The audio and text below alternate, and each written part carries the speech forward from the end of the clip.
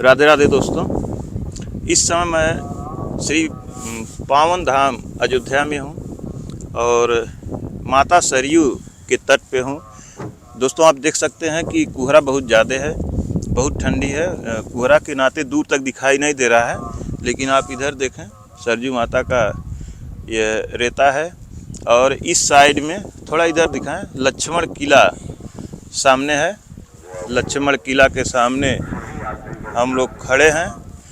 और दोस्तों हम इस समय महाराज जी के साथ हैं। महाराज जी यहीं अयोध्या में रहते हैं, विभीषण कुंड के पास। जी, विभीषण कुंड पे, विभीषण कुंड पर ही रहते हैं महाराज जी। महाराज जी विभीषण कुंड पर ही रहते हैं। और आज हम महाराज जी से जानेंगे सरयू माता के बारे में, सरयू माता की महिमा के बारे में, सरयू माता के उद्गम के बारे में, और सारी जानकारी आज महाराज जी से हम लेना चाहेंगे ताकि आप लोगों को भी माता के बारे में पूरी जानकारी हो। जी महाराज जी। सरयू जी की महिमा तो अपरंपार है ही जी। और सरयू जी का जो महात्मा है वो भी केवल अयोध्या तक ही सीमित है। जी। अयोध्या के बाहर या कहीं भी उनको सरयू जी नाम से भी नहीं जाना जाता। जी। कहीं पहले कुना नामों से जानते हैं। तो सरयू जी का जो उद्गम हो भगवान के अश्रु से हुआ है। जी। इसी से एक नाम उनका नेत्रजा भी है। और जब भगवान के नारायण के उनके अश्रु निकले थे तो वशिष्ठ जी ने उनको अपने कमंडल में उस समय धारण कर लिया था। जी। और उसको फिर शिव जी को प्रदान किया था, जो कि मान सरोवर में शिव जी का वास है जहाँ पर कैलाश पे। तो वही मान सरोवर से सरयू जी का उद्गम स्थल माना जाता है। वहाँ से 3 प्रमुख नदियाँ निकली हैं, जिसमें एक सरयू है, एक सिंधु है और एक ब्रह्मपुत्र है।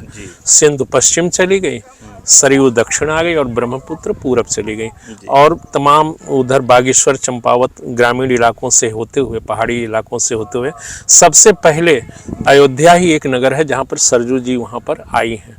और इसके पूर्व तमाम नदियाँ उनमें संगम हुआ। जैसे सबसे प्रमुख नदी घाघरा का संगम हुआ है पसखा सूकर खेत पे, जहाँ से कि मैंने दोनों का संगम होने के बाद ये नदी का इतना विशाल स्वरूप अयोध्या में दिखाई पड़ता है। और मूलतः महात्मा सरयू जी का मात्र अयोध्या जी में है। और सरयू जी में है कि जो स्नान करे, जो यहाँ पर तर्पण करे, हवन पूजन करे, तो उसका जो भी कार्य होता है वो अक्षुण्ण होता है, वो कभी नष्ट नहीं होता। जी। और सरयू जी के स्नान करने से, यहाँ पर वास करने से व्यक्तियों को बताया जाता है कि भगवान के नाम प्रभाव से मुक्ति प्राप्त होती है। जी। और महाराज जी जैसे आप इतना ठंड है, इसको मफलर भी बांध लीजिए ना, आपको बहुत ठंड लग रही होगी। जी, लगा लीजिए। हाँ महाराज जी, ठंड तो है। जी, इसको बांध लीजिए, कान में लगा लीजिए ताकि आपको इसमें यहाँ इस तरह से सरयू जी का उस पर वास्तव में ये नदी चूँकि बर्फीली नदी है तो इसलिए बहुत ठंडी भी है। जी। जी। और यहाँ का हवा भी बहुत ही शीतलहर जैसा बहुत ज़्यादा चल भी रहा है। जी। और पछुआ भी बहुत तेज चल रहा है महाराज जी। जी। जी। तो महाराज जी जैसे बताया जाता है कि सरयू माता की इतनी महिमा है कि यहाँ एक से एक संत महात्मा जो होते हैं, सरयू माता में सरयू माता का जल यहाँ स्नान करना और ग्रहण करना, भोजन बनाना। और महाराज जी ऐसे ऐसे भी तपस्वी यहाँ पे रहते हैं कि सरयू माता में आकर के रात रात भर तपस्या करते हैं वहाँ पर। जी हाँ, वैसा जल में खड़े होकर के तपस्या। जी, अब जैसे तमाम सबकी उपासनाएं हैं, पद्धति हैं, तो उसके तहत जैसे बहुत से मंदिर, हम लोग के भी मंदिर में सरयू जल से ही बने भोजन बनता है हमेशा। अब चूंकि परंपरा है तो उसका निर्वहन करते हैं, उसीलिए हम लोग सरयू जल प्रतिदिन यहाँ लेने भी आते हैं, लेकर के जाते हैं मंदिर में। भगवान का पूजन अर्चन और भोग प्रसाद जो है सरयू जल से ही बनता है। तो ऐसे अयोध्या के बहुत से मंदिरों में परंपराएं हैं कि जहाँ पर कि सरयू जल का प्रयोग किया जाता है। और साधना की बात है तो जैसे एक हठ योग साधना है, उसमें लोग 4 महीने जल शयन लेते हैं, 4 महीने अग्निताप करते हैं और 4 महीने वो चातुर्मास्य करते हैं, माने ऋतुओं के अनुसार। जैसे अगर ग्रीष्म ऋतु है तो वो लोग अक्सर चैत्र, बैसाख, जेठ और आषाढ़, इन 4 महीनों में चारों तरफ से अपने अग्नि का रख करके और उसके बीच में भगवान का भजन करते हैं। जी, पंचाग्नि। हाँ, पंचाग्नि जिसको कहते हैं जी। वही हठयोग में। और उसके तहत वही वर्षा ऋतु जब आती है तो चातुर्मास के अंतर्गत कहीं एक स्थान पर विश्राम करते हैं और वहीं पर भगवत पूजन आराधना या जो भी उनको नित्य नैमित्तिक क्रियाएं हैं उसको वहाँ पर करते हैं। और उसके बाद जब शरद ऋतु आ जाती है जी। तो वो सब कार्तिक से लेकर के अगहन, मार्गशीर्ष, पौष और माघ, ये जो 4 मास होते हैं इनमें वो जल शयन लेते हैं। तो जल शयन का वो है कि जल समाधि के अंतर्गत वो साधना अपने कम से कम वक्षस्थल इतने जल में प्रवेश करके और पूरे सूर्यास्त से लेकर के और सूर्योदय के बीच में भगवान का नाम साधना आराधना करते हैं। जी। तो ये एक हठयोग के जो साधक होते हैं वो इस तरह के अपने कार्य करते हैं। जी महाराज जी, ये हठ योग जो है बहुत ही कठिन है, साधारण मनुष्य के बस की बात नहीं है।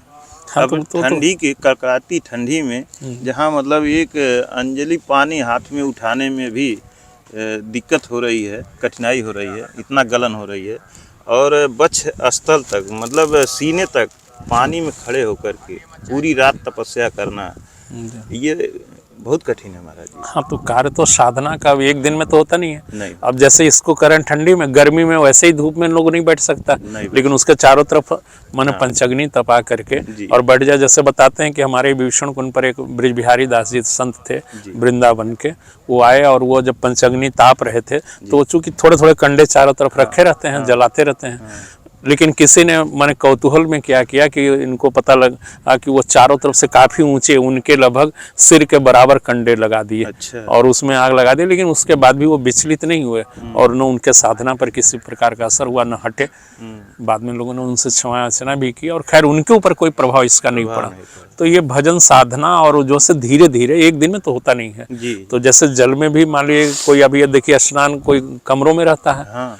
एसी साधनों में, तमाम गर्म साधनों में रहता है तब भी ठंड लगती है। जी। और अब बहुत से लोग हैं कि यहाँ के स्नान करके भी आप देखे होंगे, वो जा रहे थे, हनुमान जी के भी एक पुजारी, वो नंगे बदन ही जा रहे थे।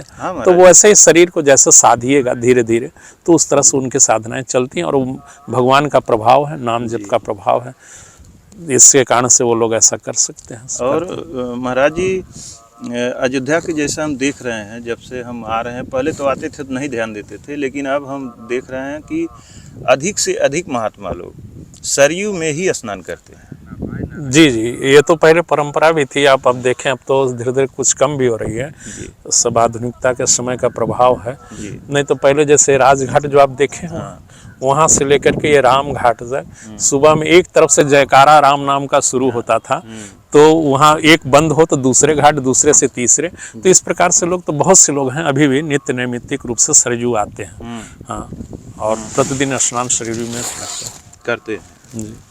बहुत कम ऐसे महात्मा होंगे कि जो नहीं आते होंगे, नहीं तो लगभग सभी महात्मा लोग पर डे सरयू माता में संत तो साधक तो निश्चित आते हैं, संत साधक तो निश्चित सरयू जी आते हैं, उनका दर्शन प्रतिदिन। हाँ, जो साधक होते हैं वो तो जरूर आते हैं। जी।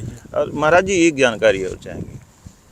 कल हमसे किसी महात्मा ने बतलाया कि हम लोग जब स्नान करने जाते हैं सरयू माता में, तो पहले हम 2 लोटा स्नान कर लेते हैं, अपनी लंगोटी बदल लेते हैं, अपने शरीर को पवित्र कर लेते हैं, तभी सरयू माता में हम अपना कदम रखते हैं। हाँ, बहुत से का ये भी नियम है। जैसे हम ही लोग जब स्नान करना होता है सरयू जी में, तो अपने मंदिर से स्नान करके ही बल्कि आते हैं जी। और स्नान करके बहुत से लोग हैं कि मैंने उसमें वस्त्र नहीं जो है से छांटते हैं, या उधर किनारे जल ले करके अपना किनारे में स्नान कर लिए, उसके बाद सरयू जी में जाते हैं। तो सरयू जी का तो इतना पवित्र है, वो करना भी चाहिए। जैसे आज के समय में लोग नदियों में, अब देखिए जैसे ही फूल पत्ती है, बहुत से मंदिरों में है कि जो उनके यहाँ मंदिर से निकलते हैं फूल पत्ती, वो गड्ढे खोद करके अपने मंदिर में ही वहाँ पर डाल देते हैं। सरयू जी को किसी भी प्रकार से अपवित्र नहीं करना है। देखिए, सबसे स्वच्छ नदी है अभी तक आप जितने देखेंगे, तो या तो नर्मदा आपको मिलेंगे या तो सरयू जी मिलेंगे। इतनी स्वच्छ और साफ सुथरी नदियों में। और ये भी देखिए, लोग ला करके फूल माला और तमाम जो घर के हवन सामग्रियां इत्यादि जो होती हैं, उसको ला करके नदी में ही डालते हैं, पन्नी डाल देंगे, सब डालेंगे। तो ये तो सब कुछ करना चाहिए कि नदी की अक्षुण्णता और पवित्रता बनी रहे। इसके लिए सबको चाहिए कि अपने यहाँ के जो भी उत्तिष्ठ उच्चिष्ट पदार्थ है उसको सरयू में न डाल करके कहीं अलग उसको तिरोहित करना चाहिए। और कोई अच्छे कार्यों का इस तरह से वो भी नहीं होना चाहिए। जैसे कुछ वर्ष देखिए पहले लोग नदियों में मूर्ति जो से विसर्जित करते थे, अब सरकार ने ऐसा प्रबंध किया कि गड्ढा खोद करके कहीं ऐसे जगहों पर कुंड बना करके उनको मूर्तियों को विसर्जित करती है, अच्छी बात है। लेकिन कुछ लोग अब अपने उसमें विरोध भी किए, जैसे वाराणसी में देखिए लोगों ने विरोध किया कि नहीं हमारी मर्यादा और परंपरा, तो नदियों में ये केमिकल से बने मूर्ति और ये सब सामान तिरोहित करना विसर्जित करना ये कोई परंपरा नहीं है। परंपरा तो महाराज जी बनाई जाती है। हाँ, परंपरा यहाँ के लोग बना लेते हैं, जैसे वो रूढ़ियां हो जाती हैं, व्यवस्था हो जाती हैं। तो ये सबसे भी बचने चाहिए, कहीं भी हो, किसी भी नदी हो तालाब हो, उसको माने प्रदूषित करने से बचना चाहिए जी। और दोस्तों इस वीडियो के माध्यम से हम आपसे एक अपील करना चाहेंगे कि नदियों के किनारे, चाहे कोई भी नदी हो, नदियों के किनारे शौच इत्यादि नहीं करना चाहिए और नदियों में जा कर के शौच करके सफाई नहीं करनी चाहिए, क्योंकि बहुत से लोग जानते हैं और बहुत लोग नहीं जानते हैं। उनको मैं बताना चाहता हूं कि ये हमेशा ध्यान में रखना चाहिए कि इसी नदी का जल आगे कोई संत महात्मा सेवन करते हैं, उसी जल का जो है जलपान करते हैं, भोजन बनाते हैं, स्नान करते हैं। बताएं तो बहुत से मंदिरों में नहीं करना चाहिए। ये बहुत बड़ा पाप हो जाता है। जिनको जानकारी नहीं होती है कि नदी में जा कर के नदी के बगल में टट्टी कर लिए, शौच कर दिए और वहाँ फिर जा कर के पानी छुए, ये काम नहीं करना चाहिए। ये बहुत बड़ा पाप होता है और इससे बचना चाहिए, क्योंकि हम जंगलों में घूमे हैं, पहाड़ों में घूमे हैं, हम देखे हैं कि पानी की व्यवस्था नहीं होती है, वहाँ संत महात्मा लोग उसी जल से सारा काम करते हैं। तो हम लोग भी अगर जाते हैं तो बोतल में डिब्बा में पानी लेकर के हम लोग 1-1 किलोमीटर दूर जाते हैं, नदी में जाके स्नान करते हैं। वही जल हमेशा ध्यान रखना चाहिए कि हमारे संत भगवान और भी लोग हैं, ऐसे नदी किनारे लोग रहते हैं कि जो नदी के जल का ही सेवन करते हैं, उसी जल को ग्रहण करते हैं, उसी से भोजन बनाते हैं और स्नान करते हैं। तो इसलिए नदी को हमेशा साफ पाक रखना चाहिए। हाँ, तो जैसा आपने कहा ना कि अब हम लोग के सारे अयोध्या में स्थानों में आपसे बताया कि मंदिरों में प्रसाद भी इसी से बनता है, भगवान का पूजन अर्चन भी होता है और इन जलों को ले जाके हम अपने घड़े में संचित भी करते हैं जी। आप सुनते होंगे कि गंगा जल भी तो लोग ले जाते हैं और संचित करते हैं और बहुतों वर्ष तक उसमें कीड़े नहीं पड़ते। हम लोग के यहाँ भी वर्ष 6-6 महीने तक रखे रहते हैं, ये सरयू जल में भी यहाँ में कोई कीड़े नहीं पड़ते। हाँ, तो ये इस नाते ही है कि ये शुद्ध है, स्वच्छ है और इसके तो ये निश्चित है कि इसकी पवित्रता और शुद्धता हम लोग को सबको बनाए रखनी चाहिए और इसके लिए प्रयास करने चाहिए। और चूंकि अयोध्या जी संतों की नगरी है, जहाँ हम लोग खड़े हैं, यहीं पर परम तपस्वी जिनको कह सकते हैं, पहले योगीराज जिनको कह सकते हैं, वो लक्ष्मण जी की ये भूमि है और यहीं पर श्री लक्ष्मण जी महाराज जी ने अपना समाधि ली थी और योग मुद्रा में अपने शरीर का विसर्जित किया था। तो ये इतने पवित्र स्थान पर हम लोग हैं अयोध्या जी के। तो ये यहाँ से वास्तव में आपने भी कहा, हम लोग के भी एक यही सबसे अपील है कि नदियों को स्वच्छ रखें। केवल सरयू जी ही नहीं, जो गांव देहात में भी जो तमाम नदी नाले पोखरे जो सब कुछ है उन सबको स्वच्छ रखें। और जब हम स्वच्छ रखेंगे तो निश्चित है पूरा प्रकृति और वातावरण शुद्ध रहेगा जी।